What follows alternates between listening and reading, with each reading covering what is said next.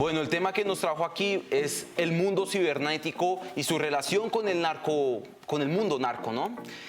La primera pregunta que tengo relacionada con este tema del ciberespacio y todas estas transacciones ahora que se realizan por medio de esta red es cómo es que los narcotraficantes, estos grandes carteles de droga, logran obtener el acceso a estas criptodivisas. En realidad es muy sencillo. Cualquier persona con acceso a internet y un dispositivo, puede ser móvil o puede ser fijo, puede tener acceso a las criptodivisas. Es decir, las criptodivisas están basadas en una tecnología denominada blockchain, que es básicamente cadenas de bloques de información que entre ellas están cifradas. Es decir, el primer bloque tiene la llave y el segundo bloque tiene la llave pero de la tercera, y así sucesivamente para aumentar la complejidad de la seguridad digital. Esto es un principio informático desarrollado más o menos en los años 90, que tiene como objetivo generar transacciones internacionales de manera anónima y segura. El problema con esto es que evidentemente al generar espacios de anonimato en materia de transacción, bueno, esto al no estar regulado en materia internacional, pues permite transacciones bueno, yo tengo registrados casos de gente que, por ejemplo, usa las criptodivisas para hacer las compras al narcotráfico. Estamos hablando de narcomenudeo a pequeña escala, es decir, hay grupos de internet basados en compartir información, como lo serían los sistemas de WhatsApp, Telegram, Signal y todas estas aplicaciones que ahora ya cifran su información. Porque en un principio, recuerda que esto no fue un principio técnico, pues bueno, ahora están utilizando esto para generar las transacciones, y el método de pago es justo la criptodivisa, porque recordemos que al hacer uso de la criptomoneda podemos también hacer uso de los mixers. Los mixers son una funcionalidad que te permite unir, por ejemplo, mi cuenta de blockchain y de criptomoneda a su vez con la tuya, y de esta manera generar ruido en el sistema para que las transacciones no puedan ser determinadas de un solo nodo. Recordemos que la manera en la que funciona la criptomoneda es que hay muchas personas voluntarias, que es igual como ocurre con la plataforma Tor o el buscador Tor, que es algunas personas decidimos ser nodo de entrada, de salida o intermediario, y entonces de esta manera la salida o entrada de información no puede ser registrada, porque, digamos, sale la información de una dirección IP, que es la dirección que tienen todos los dispositivos, se transmite por un nodo de transacción. Este nodo de transacción lo deriva a un nodo de salida, y este nodo de salida tiene otra dirección IP muy distinta a la de origen, y entonces rastrear un sistema de esta naturaleza es bastante complejo. Ya que estás mencionando esto de los mixers, que también lo vi en un artículo, eso lo hacen más que todo en el narcomenudeo, ¿es correcto? Pero también lo hacen los grandes cárteles, como el cártel Jalisco Nueva Generación o el cártel de Sinaloa. Aquí es importante hacer énfasis en que este tipo de herramientas no solo es utilizada por los cárteles, lo usa Banamex, lo usa Banorte. Todo lo que es digital cash las monedas digitales tienen el mismo principio.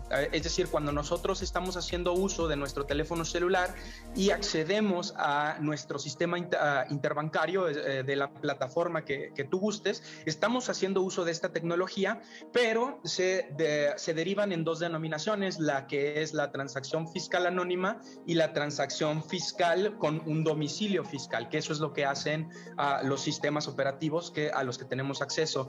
Es decir, sí, efectivamente hay pruebas para poder asegurar que el cártel de Sinaloa, el cártel Jalisco o cualquier agrupación criminal puede tener acceso a esta tecnología, pero también seamos justos y digamos que es una tecnología que se desarrolla por el sistema bancario internacional, y lo único que cambia con la criptomoneda es que no existe una banca central como sí lo existe en las transacciones internacionales. Es decir, no hay un intermediario, y está basado en la confianza de la criptomoneda. Es decir, tú podrás comprar con criptomonedas todo aquel material, sea bien mueble o inmueble, que esté sujeto a mercado, y que la gente, el único requisito es que la persona acepte la criptomoneda. Pero esto mismo sucede en los acuerdos fiscales de las bancas internacionales. Es decir, la moneda como tal es una idea, no es algo que sea palpable. Es decir, su valor es una suma de diferentes estatutos de probabilidad en los que los gobiernos y las bancas internacionales asumen que tu país va a producir para el año fiscal en el que se esté denominando el uso o valor del sistema bancario o financiero. Es decir, si aumenta o disminuye la deuda, si tu país produce o no produce, por ejemplo, digamos, minas, rubíes, cualquier cosa que sea para transacción. Todo esto se acumula en los tabuladores internacionales de las bancas y entonces las bancas asumen que tu moneda vale tanto, pero no hay algo que nos diga que el papel como tal tiene un valor, es más un acuerdo. Esto mismo ocurre con las criptodivisas. Las criptodivisas son un acuerdo y este acuerdo será, digamos, se pondrá en común dependiendo a la cantidad de transacciones que se hagan. Es decir, si el día de mañana decidimos como sociedad que la criptomoneda o el blockchain va a ser el sistema fiscal ponderante en el mercado, pues evidentemente las criptodivisas se van a disparar. Ojo acá, yo creo que este es el verdadero negocio. El verdadero negocio no es la compra de armamentos, no es la compra de menudeo o mayoreo de estupefacientes por internet, sino la especulación financiera. Recordemos que la primer criptodivisa se intercambió por una pizza. Y ahora mismo una criptomoneda puede costar hasta el equivalente a una mansión. Es decir, el flujo financiero de estas divisas se modifica conforme el mercado. Entonces, entre más personas acepten el uso de esta divisa en los mercados regulares, pues su valor aumenta y es momento de vender todas las criptodivisas que hayas adquirido. Esto es la misma práctica que utilizan los brokers en Wall Street, es decir, compran un montón de acciones de empresas que están a la alza, después las devalúan y entonces otras acciones que son acciones minoritarias o que no tenían gran valor en el mercado se disparan y entonces las someten a la venta, y así es como se hicieron multimillonarios en Estados Unidos. Recordemos en aquel proceso de la hiperdevaluación. ¿Corremos el riesgo de que esto ocurra en las criptodivisas? Sí, más porque es un sistema bancario no regulado. Ya que estás mencionando la burbuja financiera que puede ser las criptodivisas, eso me lleva a la siguiente pregunta. Si el Bitcoin y otras criptodivisas son tan volátiles, ¿cómo es posible que los narcotraficantes confíen en este tipo de moneda para pagarles a sus intermediarios en todo el mundo? Es que jugar con el sistema fiscal es muy sencillo, y más cuando no está regulado y te permite el anonimato. Ojo, no estoy diciendo que se deba de romper con el anonimato en Internet. Yo incluso soy un gran promotor del software libre y de los sistemas como Tor. Sin embargo, sí que debe de haber un mejor registro fiscal de transacciones. Es decir, que si yo vendo una propiedad, esta propiedad tenga por ley que estar registrada con nombre y apellido a la persona que se le deba de vender o de comprar. Es decir, lo que debe de ocurrir es un registro de las transacciones y no un registro de tu navegación en Internet. Recordemos que la navegación en Internet anónima es un derecho humano de cuarta generación. Entonces, cuando tú tienes estos espacios financieros de puerta abierta en donde tú puedes adquirir una gran cantidad, porque ¿quién tiene el capital para poder adquirir esta divisa que ahora está en un sistema inflacionario altísimo? Bueno, pues evidentemente pues los grandes inversores de fintech, los grupos criminales, es decir, a todo aquel sujeto. Recordemos aquella entrevista que hicimos en donde te hablaba del manejo de efectivo. Bueno, este efectivo, como no tiene un registro cuando no está sellado, pues tiene que gastarse. Y entonces, si tú esto lo gastas en criptomoneda y la criptomoneda la vas abriendo al mercado y empiezas a recibir yates, empiezas a recibir autos últimos modelos, armamento, equipo táctico y cambias tus transacciones que normalmente deberías de hacer en físico por transacciones digitales, pues lo que te permite es el anonimato y la especulación financiera. Es decir, se simula en el sistema que está habiendo muchas transacciones cuando en realidad si utilizamos un mixer, regresamos al tema de los mixers, somos tú y yo que pertenecemos a cualquier grupo criminal y que en realidad nada más nos estamos haciendo compras y ventas para legitimizar el dinero que de un origen no tiene un registro porque es dinero negro que viene de las actividades criminales. Entonces esto hace que el sistema aumente la divisa de la criptomoneda, y entonces es momento de venderla de manera legal, porque entre tú y yo sabemos que, digamos, pertenecemos a algún grupo criminal, pero cuando hago una transacción internacional con la criptodivisa, yo no conozco a la persona compradora, y entonces esto permite que mi moneda inflada tenga un valor especulativo y que nadie registre esta transacción. Y las transacciones pueden ser no en efectivo, pero sí en especie. Esto también me lleva pues a la pregunta de qué forma ellos pueden recibir las ganancias del Bitcoin. Hablas mucho de la especulación del mercado y entonces pues a ellos prácticamente también les conviene que esta moneda llegue a altos estándares, a altos valores en dólares, pero cuando cae, ¿también no representa una pérdida para ellos? Definitivamente, es como jugar al broker en Wall Street. O sea, esto claro que tiene un riesgo, se llaman inversiones de alto riesgo y se realizan en el mercado desde tiempos inmemoriales. Es decir, lo que estamos presenciando ahora mismo son a los grandes constructores de la idea del mercado participando en actividades ilícitas, porque ¿quiénes están capacitados para especular de esta manera con bolsas internacionales? Bueno, pues los grandes brokers. Estos grandes brokers luego son subcontratados por empresas que no sabemos su denominación, si son legítimas o ilegítimas, hacen este tipo de juegos especulatorios en el sistema financiero internacional y entonces generan pérdidas o ganancias. Esto es lo que ocurre tanto como ocurre en los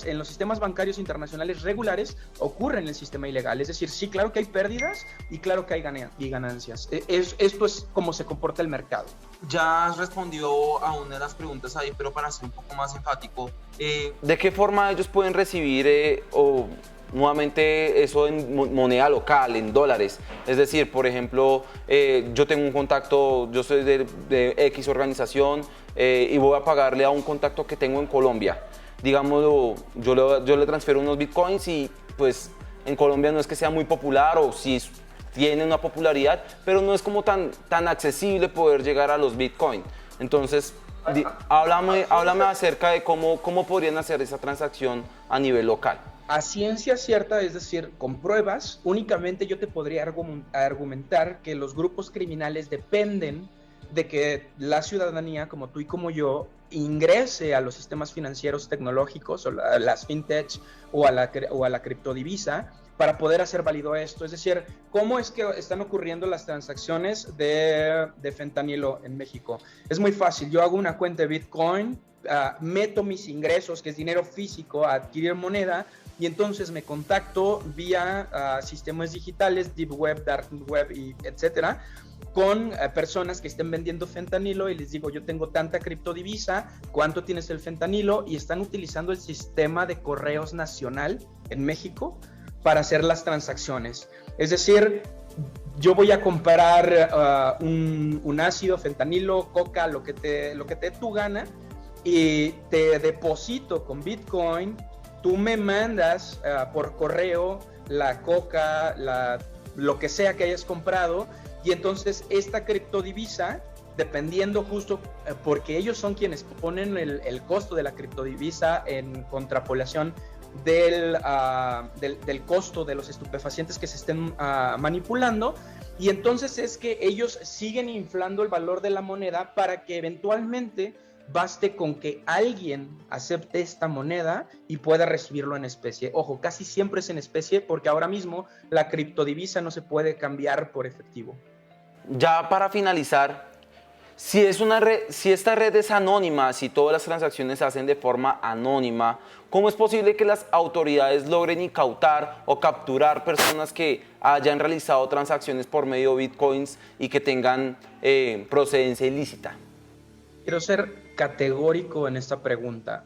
Me atrevo a decir que el 80% tiene que ver con un error humano.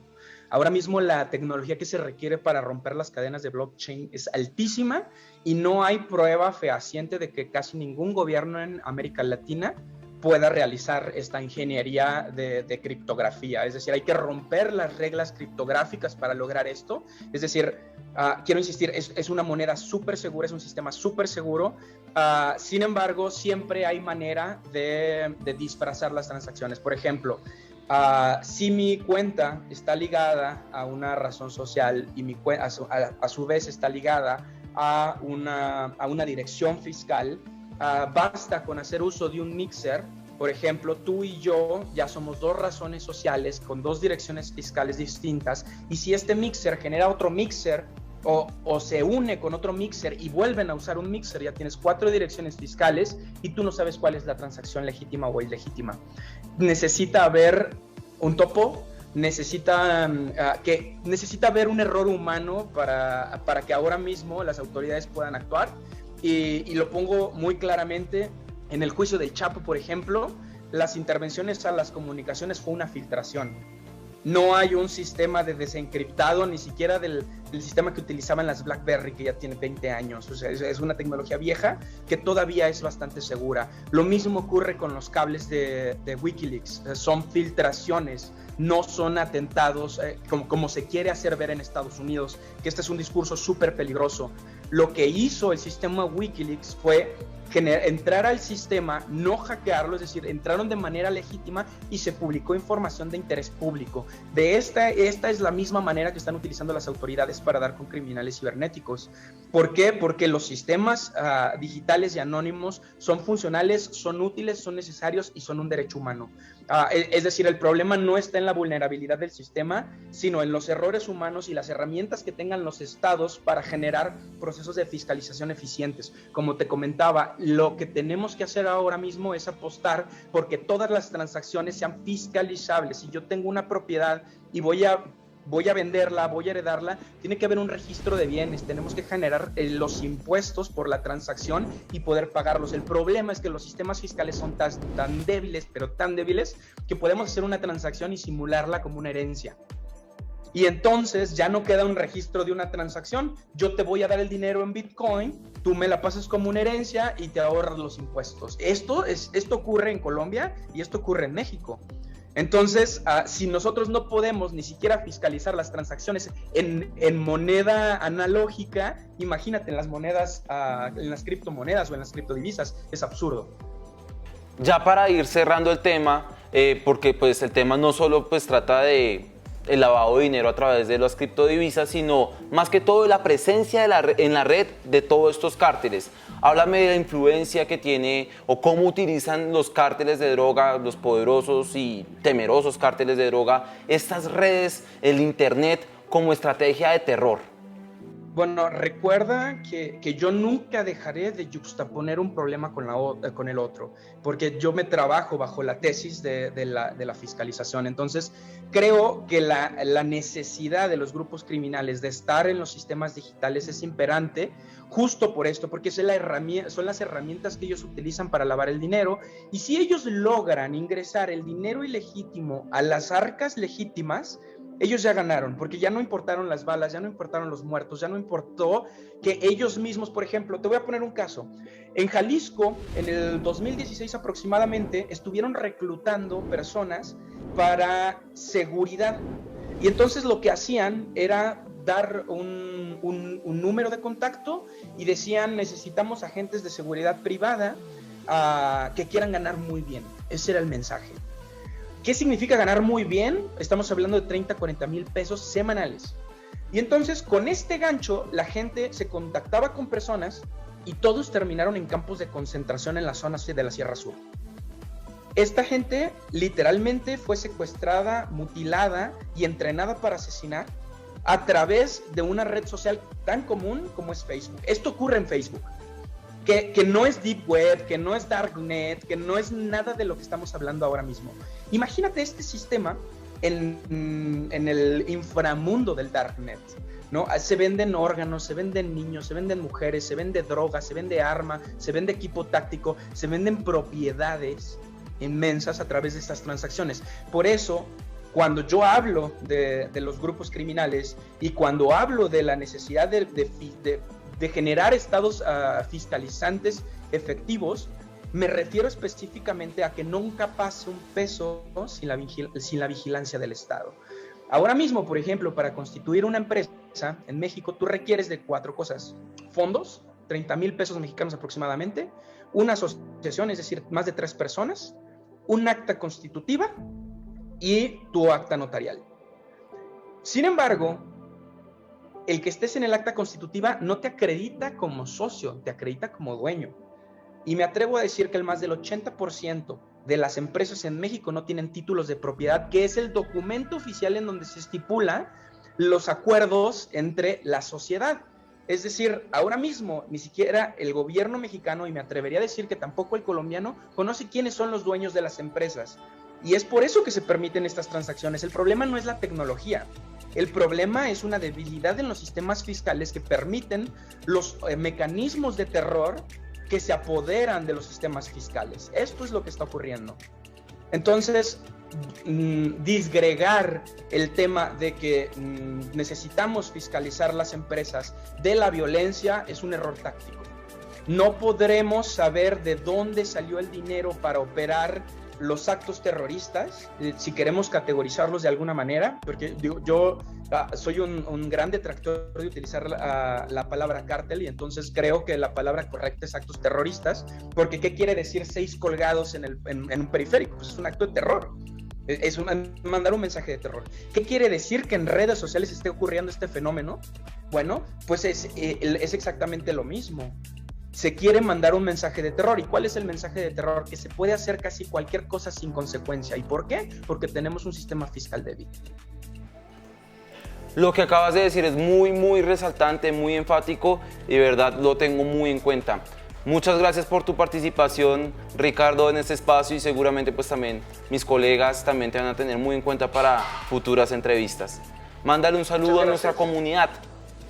Muchas gracias, Jeff. Un saludo a tu audiencia y que estés muy bien. Gracias por el espacio.